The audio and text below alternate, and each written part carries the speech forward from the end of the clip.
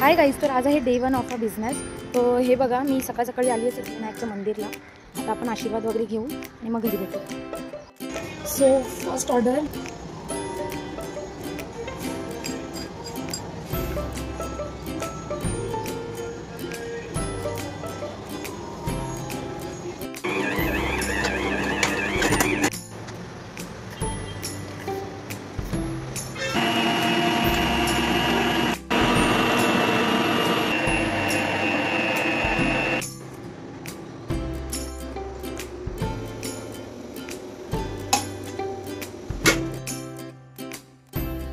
Video shoot करायचं मी ठेवून दिलेलं, कारण की काल ॲक्च्युअलीमध्ये स्विगीचं जरा प्रॉब्लेम झालं होतं, तर त्याच्यामुळे माझा पूर्ण मूड ऑफ झालेला. सो मी व्हिडिओ कंटिन्यू केलंच नाही कालचं डे 1चं.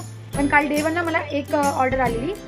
सो लेट्स सी आज काय होतं. आज मला प्री ऑर्डर एक इंस्टाग्रामला आली आहे, सो बघू.